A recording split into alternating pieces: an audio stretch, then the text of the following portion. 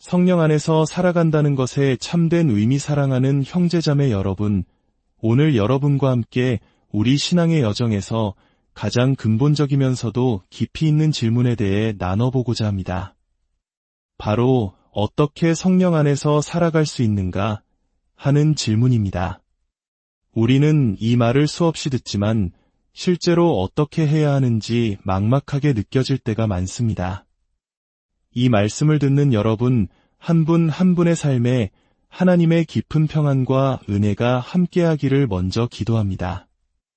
이 메시지가 여러분의 마음에 살아있는 말씀으로 다가가길 소망하며 혹 이 말씀이 여러분에게 감동과 깨달음을 준다면 주변에 사랑하는 이들에게도 공유하여 이 은혜를 함께 나누어 주시길 바랍니다.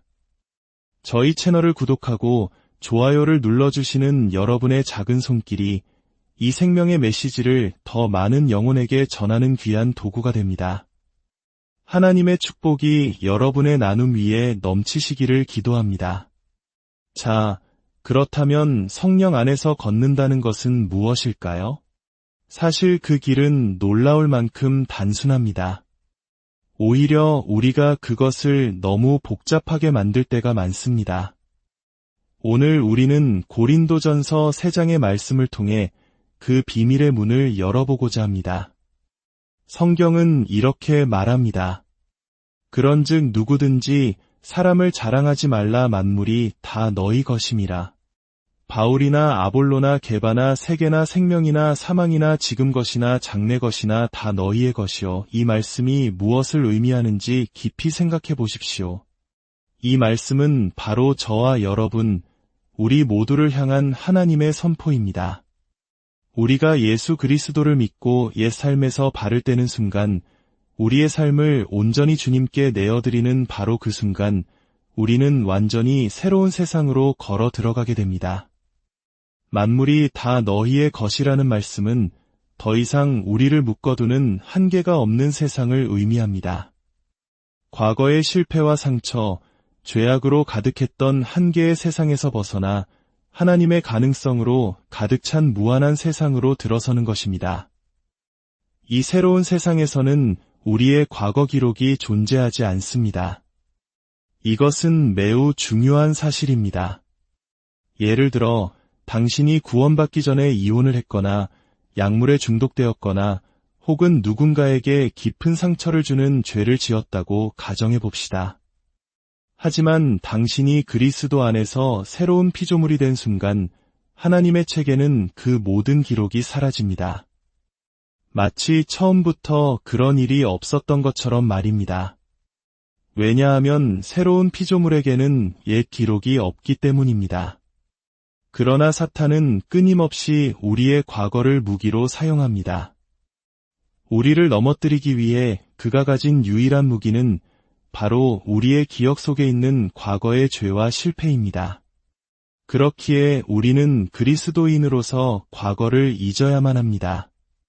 당신에게는 더 이상 과거의 기록이 없습니다.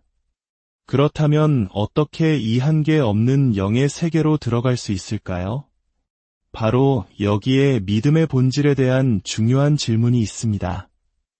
많은 사람들이 예수님에 대해서 믿는다고 말합니다. 예수님이 이 땅에 오셨고 십자가에서 죽으셨으며 우리의 죄를 위해 피를 흘리셨고 부활하셨으며 하늘로 승천하셨고 다시 오실 것을 믿습니다. 라고 말이죠. 하지만 여러분, 악마도 그 모든 사실을 알고 믿습니다. 기독교 신앙은 단순히 역사적 사실을 인정하는 것이 아닙니다. 진정한 믿음은 예수님 안에 거하는 믿음, 즉 예수님을 믿는 것입니다. 이것은 완전한 순복을 의미합니다. 더 이상 내 삶이 나의 것이 아님을 고백하는 것입니다. 내 영혼을 지켜주실 유일한 분은 인간이 아니라 오직 하나님 한 분뿐이심을 인정하고 그분께 나의 모든 것을 내어드리는 것입니다. 많은 사람들이 예수님을 구원자로는 원하지만 주님으로는 원하지 않습니다. 주님이라는 말은 나의 삶에 대한 당신의 뜻에 순종하겠다는 제자도를 의미합니다. 당신의 말씀을 따르겠다는 순종의 약속입니다. 예수님께서 친히 말씀하셨습니다.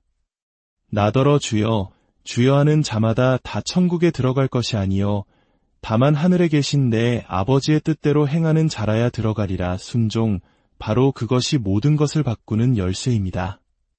우리가 삶의 모든 것을 주님께 내어드릴 때 우리는 비로소 하나님의 나라에 들어가게 됩니다. 그리고 그 나라는 한계가 없는 새로운 세상입니다. 구약의 인물들을 통해 이 영적인 원리를 살펴봅시다. 모세는 눈앞에 홍해가 가로막고 등 뒤에는 이집트 군대가 쫓아오는 절체절명의 위기에 처했습니다. 인간적인 눈으로 보면 완벽한 절망의 상황입니다.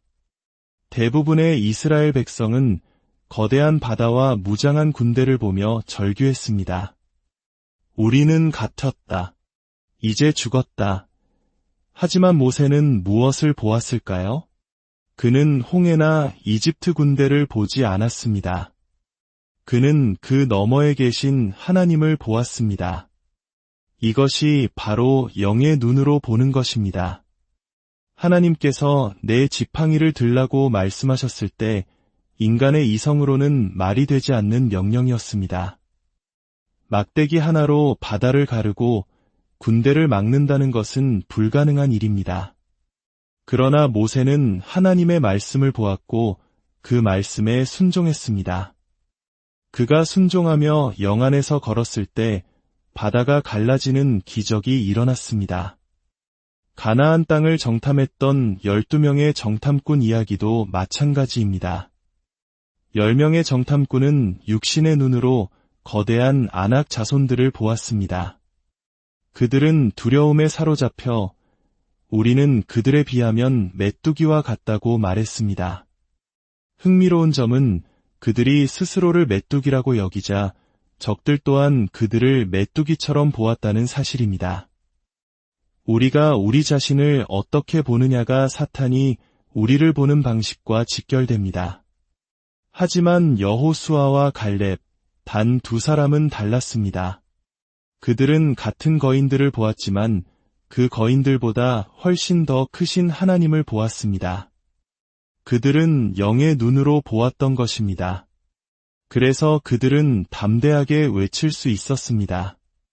그들은 우리의 밥이라. 우리의 하나님이 우리와 함께 하시니 두려워하지 말자. 여러분, 기적을 본다고 해서 심지어 하나님의 음성을 듣는다고 해서 영 안에서 걷는 것이 보장되지는 않습니다. 광야의 이스라엘 백성은 밤에 불기둥과 낮에 구름기둥을 보았고 홍해가 갈라지는 기적을 체험했으며 시내산에서 하나님의 음성을 직접 들었습니다. 그러나 그들은 여전히 육신에 속해 거인들을 두려워했습니다. 영 안에서 걷는다는 것은 눈에 보이는 상황 너머에 계신 하나님을 보는 것입니다. 시편 23편에서 다윗 왕은 노래합니다. 내가 사망의 음침한 골짜기로 다닐지라도 해를 두려워하지 않을 것은 주께서 나와 함께 하심이라. 다윗은 죽음의 골짜기라는 끔찍한 현실을 본 것이 아닙니다. 그는 그 골짜기에서 자신과 함께 하시는 주님을 보았습니다. 이 어두운 시대를 살아가는 오늘날 우리가 영 안에서 보고 걷지 못한다면 우리는 결코 살아남을 수 없습니다. 이제 옛 삶에서 벗어나 새로운 피조물로서 영의 새로운 세상에서 살아갈 때입니다. 그렇다면 어떻게 이 영적인 삶을 살 수 있을까요? 그 비밀은 바로 하나님의 말씀, 성경에 있습니다. 로마서 13장 14절은 그 핵심을 알려줍니다. 오직 주 예수 그리스도로 옷 입고 정욕을 위하여 육신의 일을 도모하지 말라. 우리는 주님으로 옷을 입고 육신을 굶주리게 해야 합니다. 육신을 자극하는 장소들을 피하고 육신의 갈망을 일으키는 것들을 멀리해야 합니다. 그리고 우리 안에 계신 새로운 사람, 즉 우리의 영을 믿음으로 강하게 해야 합니다.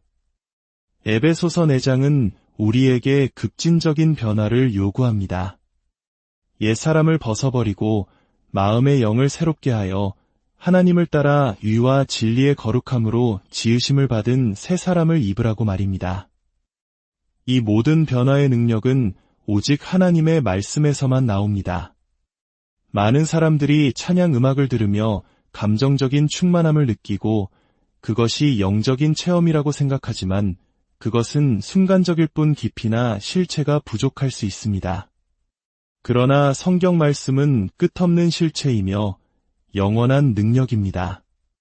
우리가 매일 하나님의 말씀을 묵상할 때 그 말씀은 우리의 삶에서 노래가 되고 기도를 이끌어내며 진정한 예배를 만들어냅니다. 성경은 하나님의 말씀이 바위를 부수는 망치와 같다고 말합니다.